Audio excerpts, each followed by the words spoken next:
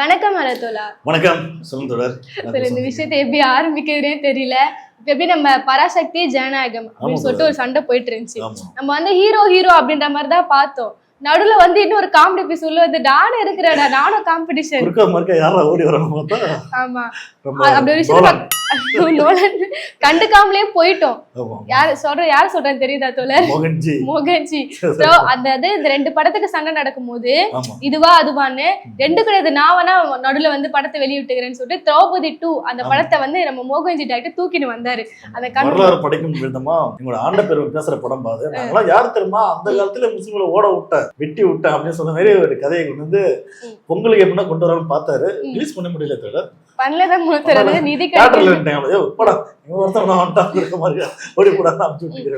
அந்த படத்தை பத்தி பாக்கணும்ல தோழர். அந்த ரெண்டு இஷ்யூ நடக்கும்போது இதை பார்க்காமலே போயிட்டோம். படம் என்ன தோழர் இந்த வாட்டி எந்த வன்மத்தை கக்கி வச்சிருக்காரு?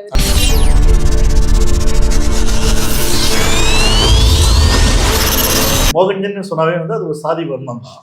இப்ப ஒரு படி மேல ஏறி முஸ்லீம் வன்மம். ஏன்னா இப்ப காசு மேபி நாக்பூர்ல வருதான்னு தெரியல.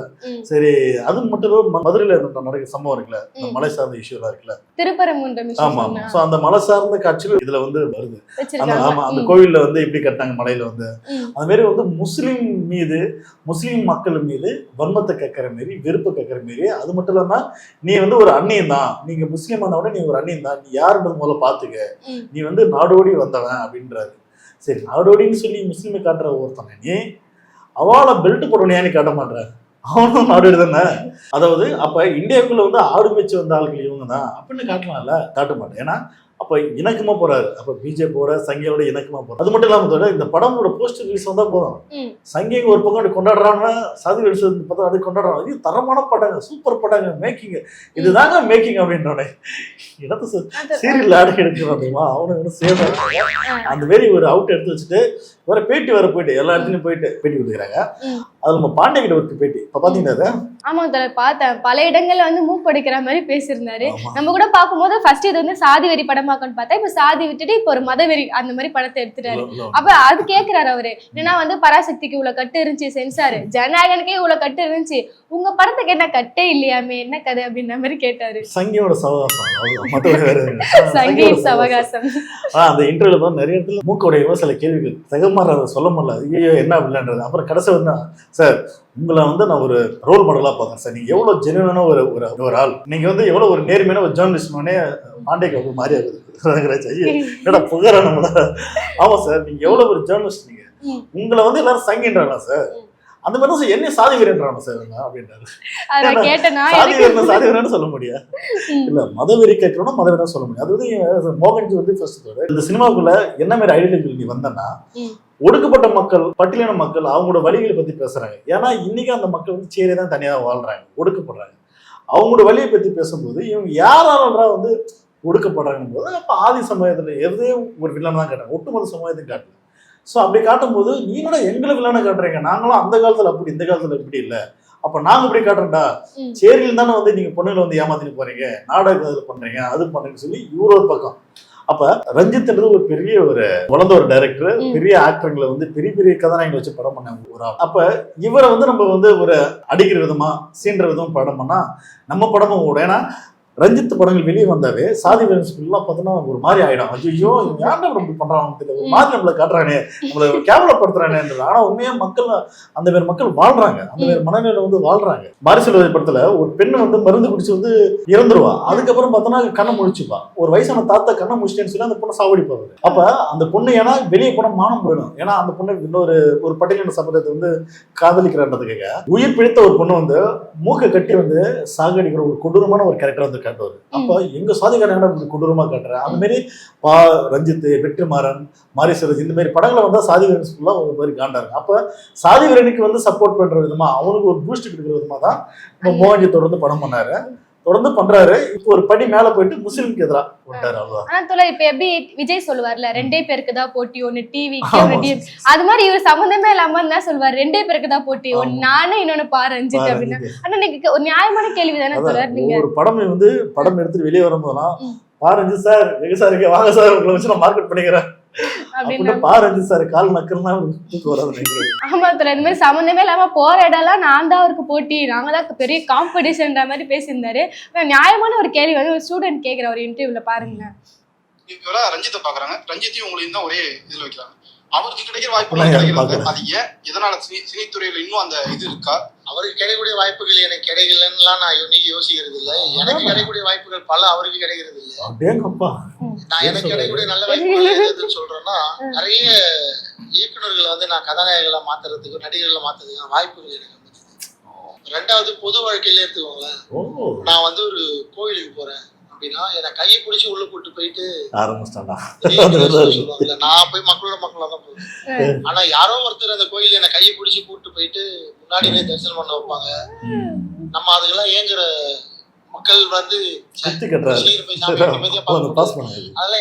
அதெல்லாம் தரிசனம் பண்ண கூட்டிட்டு போவாங்களா, பூஜை பண்ண கூட்டு போல தரிசனம். அந்த பையன் கேட்ட கேள்வி ரஞ்சித் பிளஸ் மோகன்ஜி இவங்க 2 பேரும் ஒன்னா தான் வச்சு பாக்குறாங்க அப்படின்னு சொல்றான் அந்த பையன். அதுவே நம்ம தப்பு, யாரும் அந்த மாதிரி பாக்குறது கிடையாது. மோகன்ஜி போன்ற ஆட்களும் சாதி வெறிச்சு பார்த்தோன்னா ரஞ்சித் ஈக்குவலான ஆள்றாங்க அப்படின்னு இவங்க வந்து பேசிக்கிறது.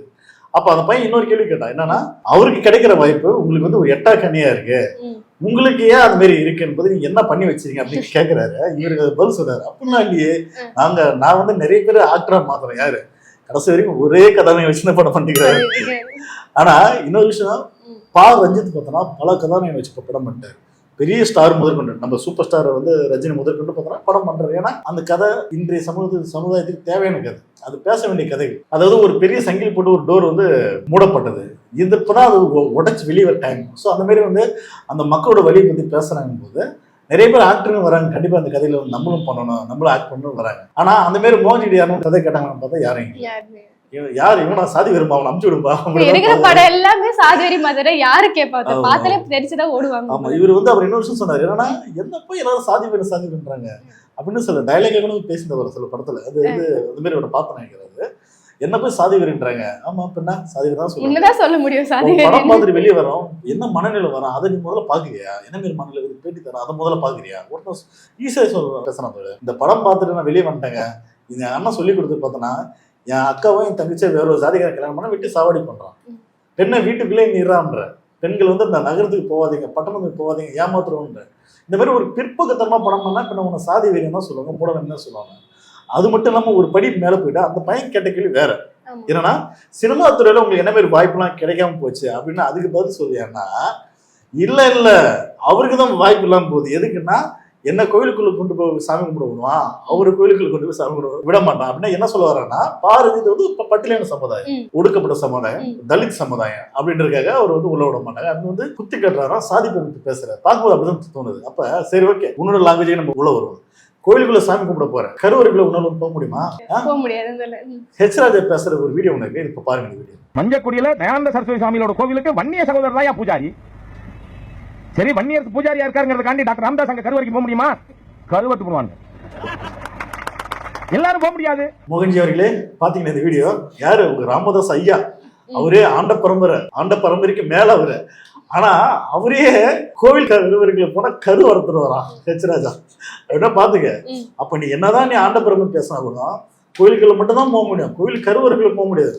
போனா கரு வளர்த்துடணும்னு சேர்த்து. அப்ப எதுக்கு இந்த வீணு வம்பு, எதுக்கு இந்த பந்தா, எதுக்கு வந்து பெருமைன்னு தெரியல. அவன் என்ன கேள்வி கேட்டான், சினிமா துறை வாய்ப்பு இல்லையா இருக்கான்னு கேட்டதுக்கு, எனக்கு சமுதாயத்துல சான்சஸ் இருக்கு, நாங்க ஆண்ட பரம்பரை பேசினிக்கிறேன். சங்கிகளை பொறுத்த வரைக்கும் நீ யாருன்னா, நீயும் வந்து ஒரு சூத்திர ஜாதி தான், தலித்து தான், நீ வந்து ஒரு ஒடுக்கப்பட்ட சமுதாயம் தான். அவன் வந்து உன்னை கீழே தான் பார்ப்பான், உன்னை வந்து நிகரா நம்ம ஈக்குவலானாலும் பார்க்க மாட்டான். அதுதான் உண்மை, யதார்த்தம் கூட. ஆனா இவர் வந்து திருந்த மாட்டேன், இவர் இந்த மாதிரி சொல்லிட்டு இருக்காரு, நாங்க ஆண்ட பரம்பரை அப்படி பெரிய ஜாதி பெருமை பேசுறாரு. ஆனா இப்ப சாதி வேற என்ன திருந்த ஆரம்பிச்சிட்டாங்க. அப்படியா? ஷாக்கிங்கா இருக்கு. எப்படி உங்களுக்கு இவ்வளவு மூளையோட பேசுறாங்களே, என்ன கருத்துக்கள் ராப்பாவி அப்படின்ற மாதிரி இருந்துச்சு. வீடியோ பாத்துடலாம். சொல்லு, நம்மள வில்லனா காட்டி காட்டி காட்டி எடுத்து இன்னைக்கு நம்மளுடைய வாழ்க்கையை இன்னைக்கு நாசம் பண்ணது பாக்குறாங்க. நம்ம ஆளுக்கு டைரக்டர் வர்றான், நம்ம ஆளுக்கு டைரக்டர் குறிப்பா போனா சொன்னா முத்தையா, டைரக்டர் முத்தையால இருந்து எல்லாரும் படம் இருக்கான். எப்படி படம் இருக்கான்? எந்த படத்துலயாவது அந்த கதாநாயகனை ஒரு நீதிபதியாவோ ஒரு சப் இன்ஸ்பெக்டராவோ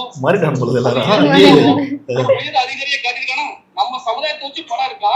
ஆனா எப்படி இருக்க பாருங்க, ரோட்ல ஒண்ணு இல்லாம திரிகிறவன், இடுப்புல கட்டியை தூக்கிட்டு போறவன், மூட்டை சமைக்கிறது புரிஞ்சிச்சு போல. எப்படி இருந்தா அவன் படத்தை உலகம் உள்ள பாப்பான்னு தெரியுதுல்ல. அப்ப நீ தேவமாரி வச்சுதான் படம் எடுக்க, நீ தேவர்னு எல்லாம் தெரியும். அப்ப இன்னமும் தேவமாரி எல்லா ஊர்களையும் இப்படி சங்கீதம் பண்ணிட்டு அலைதான், அவசரம் போட்டுட்டு வம்பெழுத்து அலைதான் அப்படின்னு அவனும் படம் எடுத்து சம்பாதிக்கிறான்.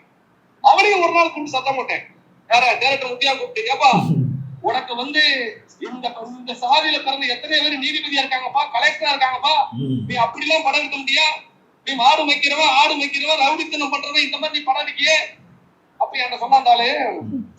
ஆனா அடுத்த படத்துல வக்கீல்னு யாரு ஹீரோ, கார்த்திகோட பையன் கௌதம் கார்த்திக், அவர்தான் வக்கீலா வந்து நடிக்கிறாருன்னு அப்படின்னு நினைச்சு அப்படியா நல்லதா போச்சுன்னு பார்த்தா அந்த படத்துலயும் வக்கீல ரவுடி ஆக்கி கையில அரவாளை கொடுத்து எப்படி பாருங்க. அப்ப நம்ம நினைக்க நம்ம பசங்க எல்லாரும் நினைக்கிறோம் பாருங்க அப்படி முத்தியா படம் வந்துட்டு அப்படி இப்படி சங்கீதனம் பண்றத பெருசா நினைக்க கூடாதியா. அத மட்டும் நினைச்சு ஒரு கிராமம் ஒரு ஊரு இருக்குன்னா அந்த ஊர்ல எத்தனை தாசில்தார் இருக்கா, எத்தனை விஓ இருக்கிறா, எத்தனை போலீஸ் இருக்கிறா, எத்தனை ராணுவத்துக்கு போயிருக்கா. சண்டித்தனம் பண்றது பெருமையா வந்து பாக்காதீங்கடா அப்படின்றாரு. அப்ப ஒரு சாதி வெறியனே வந்து தன்னை வந்து உணர்ந்து இதெல்லாம் பெருமை கிடையாது, இதெல்லாம் பேசுறாம காரி முழுறானு காரி துப்புறானு செருப்பு கட்டி அடிக்கிறானு அவரே வந்து உணர ஆரம்பிச்சாரு நினைக்கிறேன். அதாவது சண்டித்தனம் பேச, ஏன்னா சாதி வரிசை நீங்க நிறைய பாப்பீங்களே, பார்த்தோன்னா அருவா வச்சிருந்தோம் நாங்களாம் ஆண்டோ பரம்பரை அப்படி கெத்த பேச வந்துருக்கா, அது வந்து பெரிய பெருமை கிடையாது, அவமானம் அப்படின்ற பேர் தான் அவர் பாக்குறாரு. அதனாலதான் அவங்க சொல்ல படத்துல கூட பார்த்தோம்னா எங்களை வந்து இப்படி காட்டுங்க, படிச்ச ஒரு ஆளா காட்டுங்க, சண்டைக்கு போகாம ஒரு நல்ல பையனா ஒழுக்கமா காட்டுங்க அப்படின்றாரு. சோ சண்டை வன்முறை வெட்டுக்குத்து இதெல்லாம் பெருமை பேசுற சாதி வெறின்ஸு இன்னைக்கு மாறி வந்து அப்படிலாம் பேசுறது வந்து வீண்றா, அதெல்லாம் வேஸ்ட், அதெல்லாம் வந்து நம்ம சமுதாயத்துக்கு வந்து ஒரு முன்னோக்கி போற ஒரு பாதையே வந்து இருக்காது அப்படின்னு நீ புதுமடையில வந்து பேச ஆரம்பிச்சிட்டாங்க. அப்படி பேசிருக்கிற நேரத்துல நம்ம மோகன்ஜி பாத்தியா இன்னும் பார்த்தோன்னா எங்களை வந்து கோயிலுக்குள்ள கூட்டு போறாங்க, நாங்க யாரு ஆண்ட பெருமை ஜாதி அப்படின்னு சொல்லி பேசிக்கிறேன். ஆனா இந்த நேரத்துல நம்ம மோகன்ஜி பத்தி ஒரு விஷயம் பேசி ஆகணும். அதுனா உன் படம் வெளியே வர போதெல்லாம் பாரஞ்சித்து பிடிச்சி ஏன் இப்படி பண்றேன்னு, உன் படம் வெளியே வரணும் உன் படத்தை பத்தி பேசு, பாரஞ்சித்தை பத்தி கேள்வி கேளு, பாரஞ்சித் நானும் ஈக்குவல் மாரி பேசிக்கிறேன், ஏன் ஒரு மாரி பாரஞ்சித்தை வச்சு படத்தை வந்து ஊட்டிக்கிறாருன்னு தெரியல. ஆமான்னு சொல்லல. ஆனா இப்ப அவரே பத்தி பார்த்தோன்னா சாதி வீரன் வந்து அவங்க சமுதாயத்தை அப்படி காட்டிட்டாங்கன்னு கோவம் வருது. இப்ப ஒரு நாளாவது அந்த கோவம் மோகன்ஜி பத்தி வருதா? ஏன் அந்த சமுதாயத்துல படிச்ச பசங்க நிறைய பேர் இருக்காங்க, அப்ப அவங்கள மட்டும் ஏன் வந்து திருட்டு தொழில் செய்யற மாதிரி இந்த மாதிரி பெண்களை ஏமாத்தி கூட்டிட்டு போய் காட்டுறீங்க, அவங்களும் ஈக்குவலா படிச்ச மாதிரி காட்டுங்க, அந்த கோபம் இப்படியே இருந்தா நல்லா இருக்கும் தோழர். அது மட்டும் இல்லாம மோகன்ஜி இப்ப படம் பண்றாருல அந்த சமுதாய மக்களுக்கு கேள்வி கேட்கணும், என்னடா படம் பண்றேன், யாரும் வந்து காட்டுறேன், நாங்களாம் அப்படியே வந்து வாழ்றேன், எங்கன்னா பெத்த பொண்ணை விட்டு சாவடிக்கிறப்ப நாங்க வந்து இருக்கோம், அதெல்லாம் கிட்டத்தட்ட காலம் மாறி போச்சுடா அப்படின்னு இன்னைக்கு அவங்க சமுதாயத்துல நிறைய பேர் வந்து கொஞ்சம் பாசிட்டிவ் பேச ஆரம்பிக்கிறாங்க. என்ன கேட்கணும், என்னைக்கா ஒரு நாள் வந்து ஊர் பக்கம் வந்தாங்க சட்டை பிடிச்சி கேட்டா போதும் அடுத்த முறை அந்த மாதிரி பேச மாட்டாங்க. ஓகே தோழர், படம் வரட்டும், அதுக்கப்புறம் நம்ம படத்தை பத்தி டீடைல்டா ஒரு வீடியோ போடலாம். ஸோ இந்த வீடியோ பத்தின கருத்துக்களை மறக்காம நம்ம கமெண்ட் செக்ஷன்ல சொல்லிடுங்க. நம்ம ஹலோ தோழர் சேனலை சப்ஸ்கிரைப் பண்ணிக்கோங்க. நன்றி, வணக்கம்.